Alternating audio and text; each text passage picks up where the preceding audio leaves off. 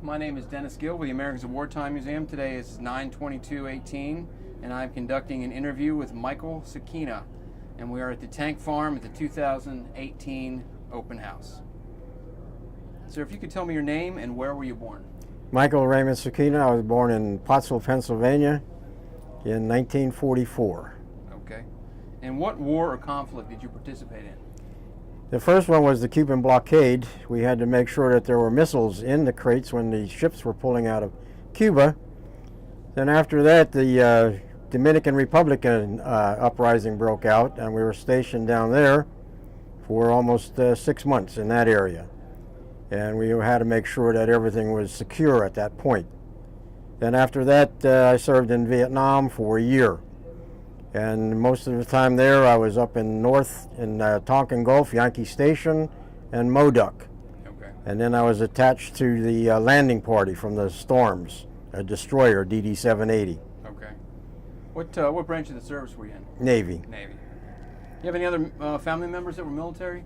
Yes, my one uncle was a Marine. Okay. And when they raised the flag on Iwo Jima, he was about 20 feet away. Okay. And a lot of people don't realize it, but the main battle that broke out on Iwo Jima was going down the other side of the mountain. Right.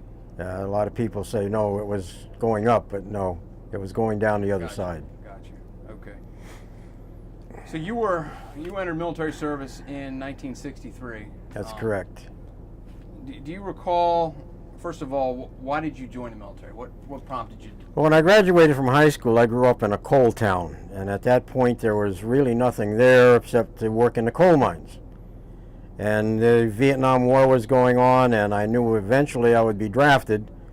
So instead of being drafted into something that I didn't want to go into, I decided to join the Navy. Okay. So that's where I ended up. Any particular reason you joined the Navy, as opposed to? I love the water. Okay. I'm like a fish in water. Okay. So we thoroughly enjoyed the Yeah. area, and I first went to the Marines because of my uncle, and you fill out what's called a dream sheet, and they couldn't tell me what exactly I'd be doing, and I said, okay, well, I'll check something else, and then I decided to go right next door to the Navy, and I decided to stay there, and that's where I ended up. Okay. So you went in, Vietnam was already going on, although the early stages of Vietnam. What were your thoughts about the war at the time? I felt that I had to do my part. And there were a lot of draft dodgers going on at that point, going to Canada and so forth. And I thought, no, this is not for me. So I decided it's time for me to go in and help out. Right. Because I do thoroughly love my country. And what did you do in the Navy? What was your primary job? Well, I started out as an electrician. And they needed ship fitters. A ship fitter is what keeps the ship afloat. So you do all kinds of welding, brazing, soldering, and so forth like that. Right. And that's how I ended up being a ship fitter. Okay. Where's the training for that? Down at the Norfolk Naval Base, and over at the Newport Navy Base, I learned how to weld over there. Right. And is that something that you wanted to do, or is that something the Navy told you, this is what we need? Well, actually, I wanted to go into the Seabees, but at that point, the Seabees were closed, and the billet was filled. So then they told me, well, I could be a ship fitter, and basically the same thing, except it wouldn't be operating heavy equipment. Right. And so I decided, well, that's for me. Right. So I thoroughly enjoyed it. Yeah. How long was training? Pardon? How long was your training? 16 weeks. Welding, soldering, and brazing. Okay. Okay. And then at some point you're assigned a ship? Well, I was assigned a ship right out of boot camp. Okay. And it was down in Norfolk in the yards, in the Portsmouth Navy shipyards. It was going through Fram 2. And that's where they installed a veritable depth sonar on the fantail. Veritable depth sonar is, it's a fish that you put down into the water, and there's a coal layer, and that's where the submarines would lay. Okay. So when you send down a signal for sonar, it gets a false reading because it hits the coal layer and bounces back. So this fish that they put in there, it's maybe 8 feet long by 3 feet wide, and it's on a cable, and they put that into the cold water layer, and it sends a signal diagonal. Okay. And that's how they pick up the submarines, because that's where they would hide in the cold water layer. Gotcha. Very interesting. Gotcha. Now your duties, your welding and things like that, are those done underwater or? A lot of underwater welding, yes, above water, inside the ship. When you're out at sea, you don't have a Home Depot or something to go to. Right. So you have to take the valves off and weld them and grind them back down to reseat them and whatever else you can do. Okay. So in essence, you do keep the ship afloat. Right. So do you have any training in diving at all? I have a little bit of it, yes. Okay. What was the first ship that you were assigned to? That was it, the Storms. I was on that for 4 years. So that was the only ship that you? That was the only ship, yes. And what type of craft was that? That's a destroyer. A destroyer. Okay. And what is for people who don't know, what's the primary mission of a ship like that? Well, you run plane guard for the carrier.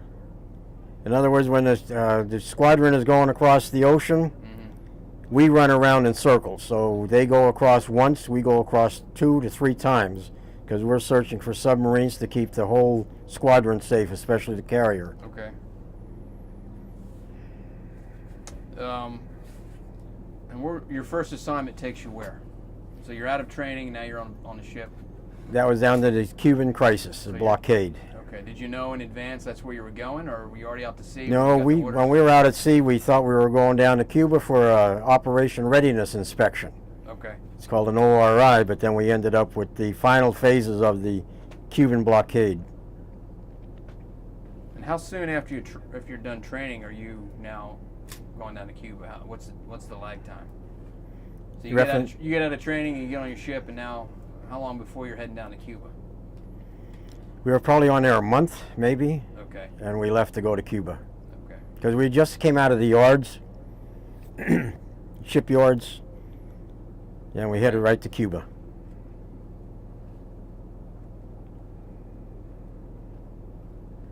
And you get down there. What are you told that's going on? What did you know once you guys got down there? Well, when we arrived down there, first off, we pulled into the port, and we never did get our orders probably until about 2 weeks later. And they told us that we're going to be following the cargo ships that were leaving Cuba to make sure that there were missiles in these containers. And at points, we had a landing party at that point, which I was not a part of, that had to go on board and make sure that there were missiles in those boxes. Okay. Did you guys at the time realize, just how volatile that situation was? We knew at the time before we left Norfolk that what was going on in Cuba. Okay. But we had no idea that we were going to be that involved in it at that point until we arrived down there 2 weeks later. Right. So now that you're involved in it, how stressful is that, knowing just how close we came, or you probably didn't know at the time, but... All it would have taken was one person with a itchy trigger finger, and it would have started something, definitely. So it was pretty volatile at that point. I mean, when you're that close to Russians and Cubans with machine guns pointed at you, it's very stressful. Right. So you have no idea what's going on or how stressful these guys are when we're coming on board this ship to make sure that, like I said, missiles are in the crates. Were you involved in any of that, actually? No, I stayed on board with a .30 caliber machine gun. Okay. So, aboard a Navy ship, you have a primary duty, and then you've got secondary responsibilities, I assume. Right. And your secondary responsibility is? To make sure that the ship was safe. Okay. We had to make, it was called a Roving Patrol. So you walk around the whole ship, and there are sounding tubes where you have to check and make sure the ship is not flooding in certain compartments, like down in the bilges, the chain locker, whatever, that could hinder the operation of the whole ship. Okay. So we had to make sure that everything was secure at the time and safe. Okay. You say you manned a machine gun. Is that something would that have been a normal duty? No, that was not my normal duty. No, but that would have been something you would normally do in a combat situation. In a combat, yes. Right, so you were trained to also... Even the gunner's mates would pick certain people to help them out. Okay. Because we only had a few gunner's mates on board, But on a destroyer, you basically have to know a lot of different positions. Right. Because if somebody gets, it's a small ship, and if something happens to somebody on there, someone else has to fill in for that position. Right. So we're trained pretty good for that, and also damage control areas. Okay. So if the ship gets hit with something, we had to make sure that we can shore it up, repair all the damage to keep it afloat. Right. Are there any incidents during the blockade that stand out to you? Anything specifically that? One instance, I guess it was, where we had a couple of the gunner's mates go on board this one tanker that was leaving, and there were probably on the deck there were maybe 60 containers, and that was the point where all of these Cubans, so to speak, were aiming guns down at us, because Right. the tanker, of course, is a lot bigger than our destroyer. We're only 35 feet wide and 310 feet long, where that tanker is about 400 feet long, or not about 1,400 feet long, I guess it is. Okay. So where do you go from there? So that's the crisis is over, and you guys ship out. Where do you go from there? We went from there over to the Mediterranean for R&R, so to speak. Okay. It was a lot of fun over there. Okay. Had great times. Went to Barcelona, Spain. We went to Italy, Gibraltar. Then after that, we came back to Norfolk, and that's when the Dominican Republic uprising broke loose, and then we had to go down there and help out also there. Okay. Tell us about that. Our primary duty down there was to replenish the Marines and just supply, if they needed it, shore power or shore gunfire support. Mm-hmm. But we never had to do that. That was a good thing, I think. Right. Because when you're firing 5-inch 38s, that's a hell of a weapon, believe me. Right. So, but everything was fine down there, and we were only there, I think, about maybe 3 weeks, and then we came back to Norfolk again. Okay. And then you eventually will ship out to Vietnam. And we were Support. in 1966. Well, prior to that, I was attached to the Navy SEALs, SEAL Team 3, for training for landing party Okay. in Vietnam. Yeah, so we left in 1966 to go to Vietnam, and we were attached to Westpac. Okay. So we arrived in Vietnam, and we were there probably a week, and we were called into a place called Moduc, and we broke away from the squad to go in, the squadron to go in and help the Marines and the ARVN troops. Okay. So we were there, and we fired 1,500 rounds of 5-inch 38s, and we were credited with killing over 225 Viet Cong in that one instant. So we left, and we were going off station, and they called us back, and they were being overrun again in Moduc, and we had to go in on the landing party to help the Marines off. And then again we fired, I think it was another 2,000 rounds of 5-inch 38s, and we were credited with killing 325 more Viet Cong. We were written up in the Stars and Stripes, the Philadelphia Inquirer, New York Times, and so forth like that. Okay. So what is life like on a ship during wartime? What is there any downtime at all? And if there is, how do you pass some of that? There is downtime, but you're always at the ready. I mean, you can't relax. I mean, you in essence, you do relax a little bit, but the tension is so great that you have to be ready to go in an instant. Right. And you have to make sure when they sound general quarters that ship is battened down and no one could enter certain spaces unless that's where your general quarters station is located. Okay. And it does get pretty hairy in a close quarters like that. Do you have any way to communicate with your family at all back home, mom and dad, or you're not? Just are you married at the time? Just the letters, that was it, you know. Okay. And sometimes a letter would take 2 or 3 weeks to get off the ship, because Okay. if we had to replenish, that was the only way that we could highline the mail over to a carrier or an oiler when we were replenishing arms or, food supplies or refueling. Right. That was it.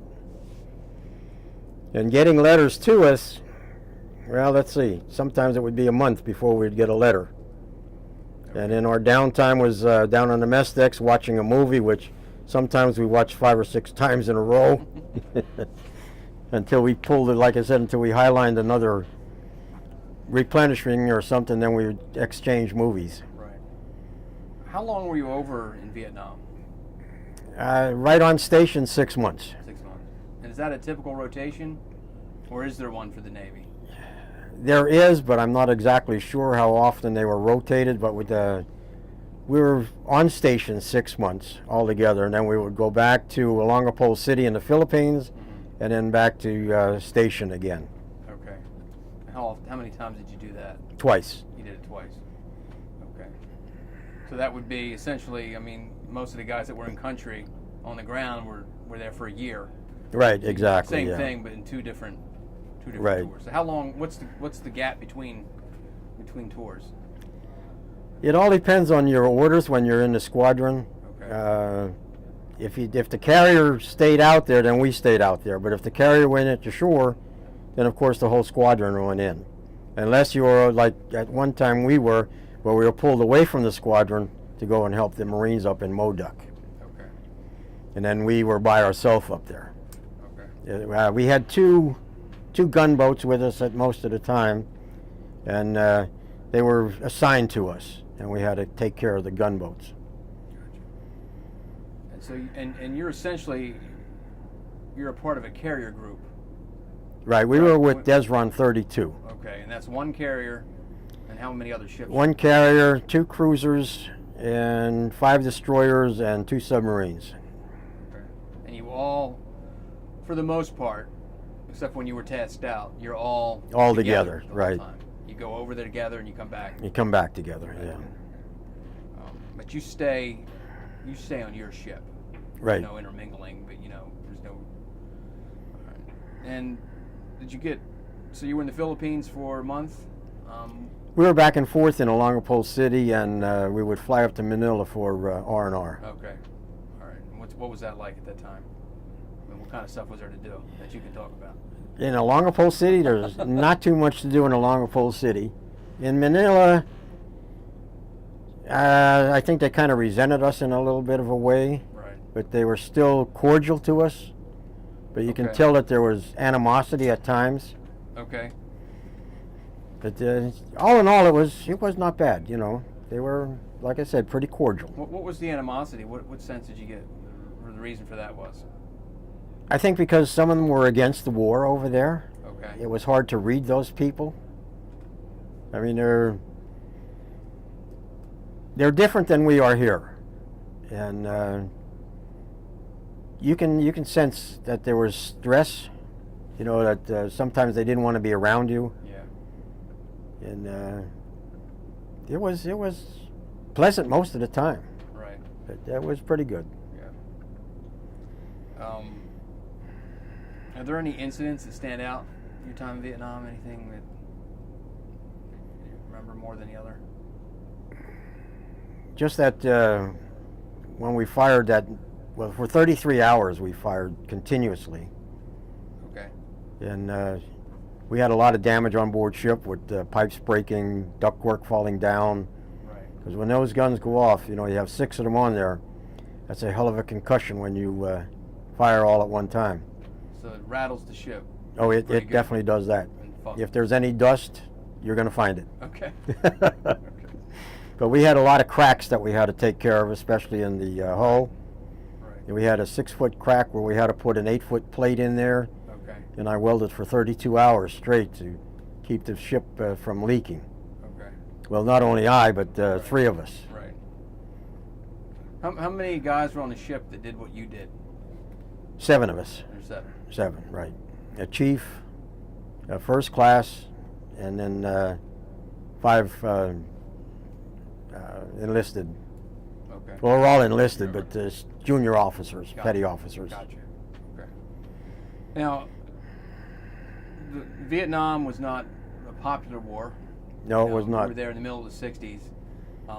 Did you guys have a sense of what was going on here in the United States as far as protesting? They kept us up pretty good on what was going on over here and how the people reacted, but we didn't get to really the gist of it until we pulled back into Norfolk, and you saw signs on the grass that said "Sailors and dogs keep off." We couldn't go off the base in our uniform because they would throw eggs, tomatoes, whatever they had, calling us baby killers and so forth like that. Okay. It was a rough time when we came back. When our ship pulled in, I think there was probably about 30 people to see us home again. And that's right now, I guess when they come back, I mean, there's hundreds of people there. But it was totally different when we came all back. family, I guess, was there. Basically, that's all it was family, yes. So you did that do anything for your morale or anything? No, not when you get back, but when you're over in Vietnam and you know what's going on in this country, how unpopular the war is. Is that something you just don't even worry about? Well, you do worry about it. It's always in the back of your mind what Right. the people back here are saying about Right. you, because. But if you don't have good friends over there, it plays on your mind. Yes, Right. it does. But we kept ourselves occupied just by doing all kinds of crazy things. We had swim calls, gunner's mates around one side of the ship shooting sharks, we're on the other side swimming. So, but you had to keep active, or yes, it would play on your mind, definitely. Because at that point, you knew people weren't coming into the services, the Army, Navy, whatever it may have been. They were trying to get to Cuba or to Canada or wherever, and just to protest. I mean, I think every college over here at that point was protesting in one way or another about the war there. So yes, it did play on your mind. Interesting. Now, you weren't married at the time, correct? No. No. I would never be married in the service. So, your homecoming, you said there were about 30 people there. On the pier when we pulled in, there were about 30 people, yes. And that's just for your ship. Obviously, there's more people on the ship than... Well, there were, our full complement at that point was, I think, 335 guys on there. Okay. But, of course, they're from all over the country. We had cooks from the Philippines for the officers, and a lot of people just couldn't get there.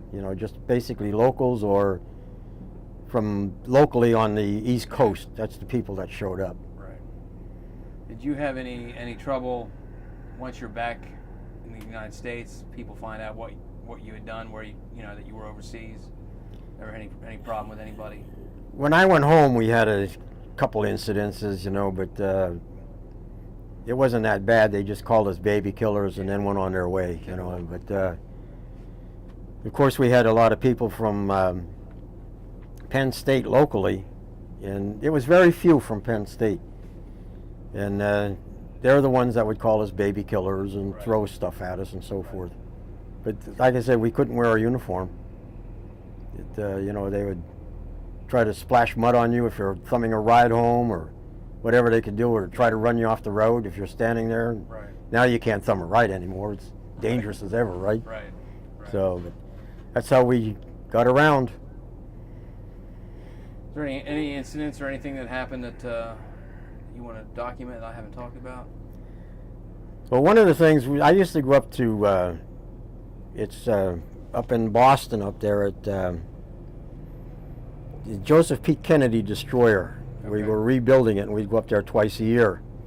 So we're up there sitting, we were welding, and we were the last ones to go to the down to the mess decks to eat.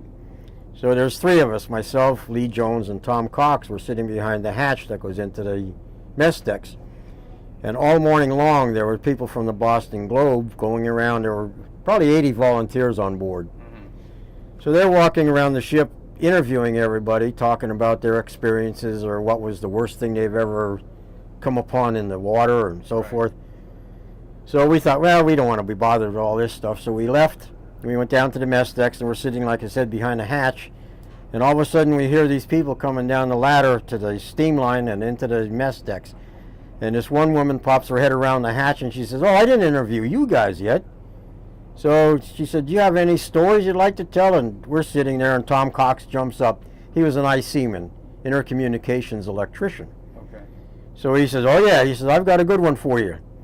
He said, these two guys right here came down one day. We were caught in a typhoon coming out of Hong Kong. We were out about 3 days, and the ship took a 48-degree list.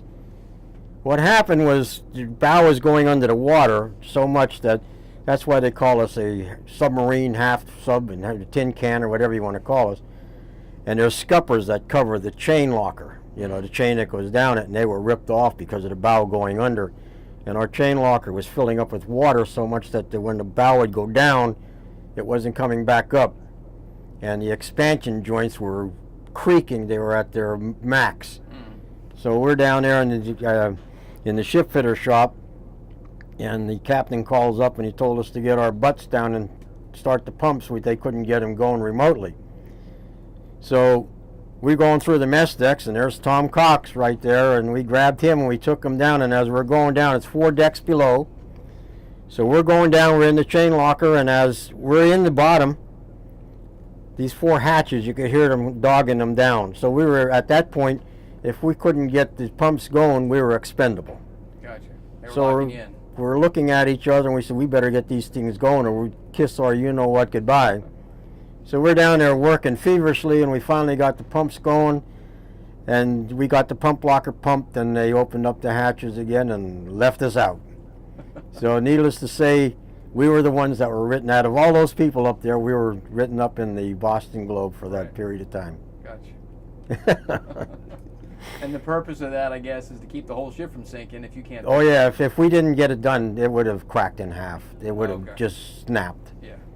Because there were tons and tons of water down in those compartments down there that if we didn't pump it, yes, we were probably gone. Your toes.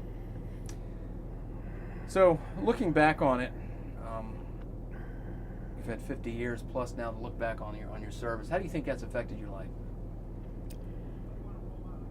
Well, let me put it this way. I'm a firm believer that everyone right now should put at least 2 years in the service, and we would have a better country than we're having right now.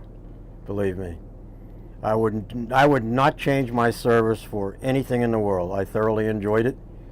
The only reason I got out is I was ready to sign my name, and the chief told me, Mike, as soon as you sign your name, you're right back over again. And I said, thank you, but no thank you, I'm out of here. I lost too many good friends in Vietnam. Right. 5 that I went through, 3 through grade school, and then the 5 in high school. And I said, no, I had enough. But I would do it again, definitely. The friends that you lost, were they in the Navy or? No, there were 2 in the Army and 3 in the Marines. Okay. One of them had 2 weeks to go, and he was in base camp, and one of his platoons was getting overrun, so he jumped on a Jeep to go help because they had a .50 caliber on the back of it. So they were going up this trail, and they ran over a landmine, and the 2 of them were killed right there. So the others were hit by mortar shells or something of that nature in base camps. Okay. The whole purpose of this project is to document your story, but to preserve it for the future. Somebody might watch this in 50 or 100 years from now. Who knows? Is there anything you'd like them to know?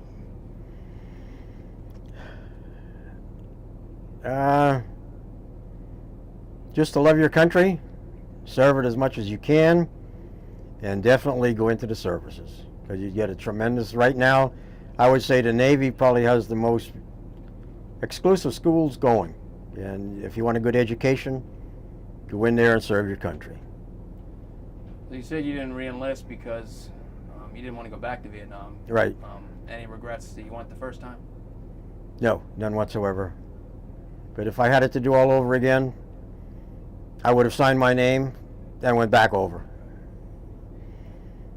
Well, on behalf of the Americans of Wartime, I want to thank you for taking the time to sit down and talk to us. I want to thank you for your service to your country, and I want to welcome you home. Well, thank you very Thank much. you. I appreciate that.